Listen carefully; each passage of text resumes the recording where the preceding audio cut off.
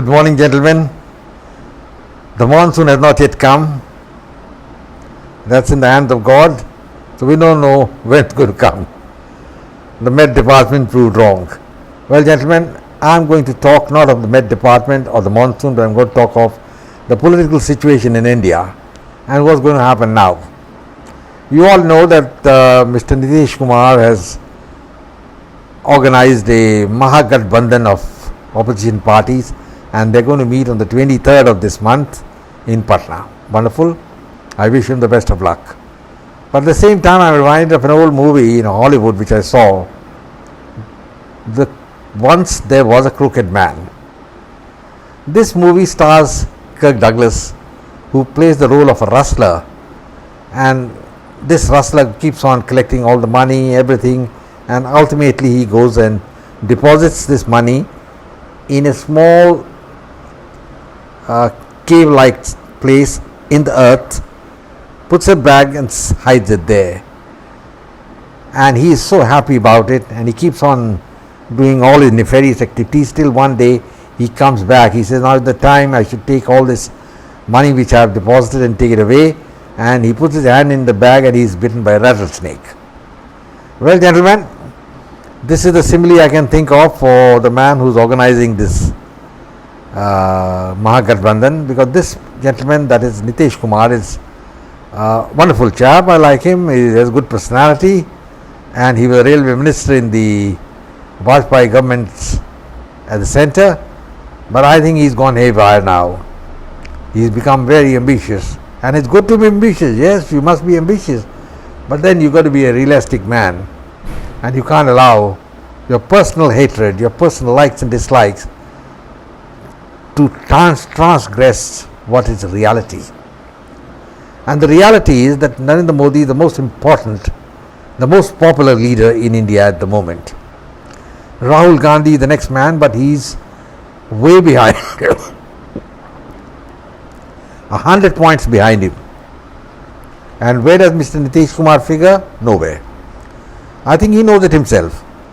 But he's trying a combination of parties, to get together somehow and create a situation where ultimately everyone will say, okay, let's put Nitish Kumar as a candidate to be the Prime Minister. It's not going to happen, unfortunately, that way, because the Congress is too formidable a force and Nitish is confined just to Bihar. I wish he had built up his base outside Bihar also. He's got no base outside Bihar, and even in Bihar he is dependent on support from the Yadav clan, the younger Yadav. And if he doesn't pander to him, he won't even get one seat there. He tried getting seats for himself in one of the past elections when he fought alone, and he got, I think, 1 or 2 seats out of 39. That was the end of his dream at that time. But the dream is still alive now, and he is looking forward to let it bear fruit. Gentlemen, this man, before I say anything further, you must bear in mind that he has been changing his coat every day, as and when required. He was earlier with the Yadav group, left them, joined BJP, went back, came back. I mean, he keeps on changing his coats, his colors, and that is not the hallmark of a great leader. A great leader is one who sticks to his principles till the end of his life. And this man has got no principle, it means. Obviously, it means his principles keep changing every time, Now he is hell-bent on trying to defeat the BJP, and I wish him best, because we need a good opposition. But at the same time, one must be a realistic man and say that he's got no chance at all. His entire thesis for the opposition is made on one aspect of it, that is, the Congress must give up the leadership of the front and hand over to somebody else, and the Congress must only fight elections in states where they are strong or where they have a chance to win, in the sense that he was wanting to have a 1:1 fight with the BJP. That means he wants that at least 450 seats for Parliament have a 1-to-1 contest with the BJP. Now, it's a fallacy to think that this is going to happen, that's one. And let's assume it does happen. How does he assume that these one-to-one contests will all or most end in favor of the opposition. What is the surety of that? Because 2 plus 2 adds up to 4, but when you're doing an election mathematics, it's different.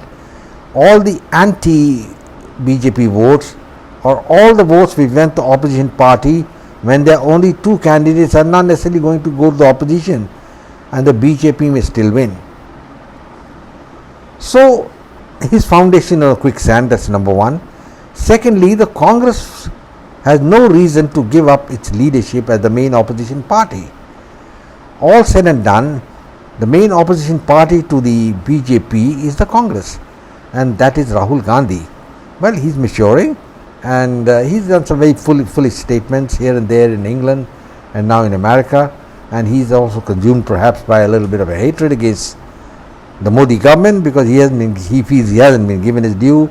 He's facing a trial on corruption charges.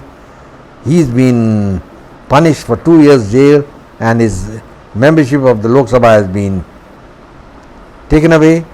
So all these things probably adding up to his frustration in life. But he must remember that frustration is the first sign of defeat. That, gentlemen, is thing to point, is things to remember. Now, what's going to happen in 2024? This 2023 conclave which is going to be held at Patna is going to be a damn squib. Irrespective of the fact that some people may come up holding hands and saying, oh, we are together. Photo sessions will be there.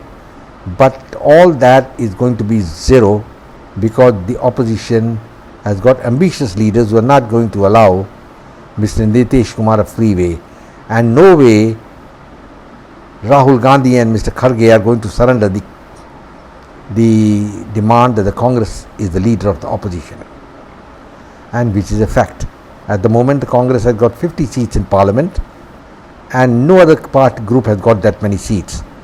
Mamata Banerjee is talking a lot, but she's confined to Bengal, and she's just gone over about 24 seats this time, and there's a good chance she may win only 10 in the next election. So, gentlemen, KCR is there, confined to Telangana, which got 14 seats. He's nowhere. You ask about KCR in Punjab, or you ask where he is in Uttar Pradesh, nobody knows about him. And then we have Kejriwal, and he is, of course, the great pretender, a man who's leading his own party and the people to doom. His home minister sitting in jail for corruption. And I wouldn't be surprised if something similar comes up as far as Kejriwal is concerned. And I think we reading too much into Kejriwal's Aam Aadmi Party. It's a non-entity as far as India is concerned. I don't think he's going to achieve anything. And so the question arises, the main opposition will remain the Congress to the BJP, and the Congress on its own will not be able to fight the BJP. So this Gathbandhan which they are planning, in which they are expecting the Congress to give the leadership away to somebody else, is a damn squib. Perhaps they would have been more successful if all of them had got together and decided that we are going to be behind Congress and Rahul is the leader. If that had happened, there is some chance, maybe 20 or 30, that the opposition could have made some headway. But as it stands, it's going to be a big zero, and afraid we may have to write the political obituary of Mr. Nitish Kumar. Very sad. It will be a sad end to a career spanning 4 decades of politics. But all the same, goodbye, gentlemen. Do subscribe to my channel. Come back and re-watch my videos. Share it with your friends. And I'll close and say, Jai Hind, glory to India. Bye-bye and God bless.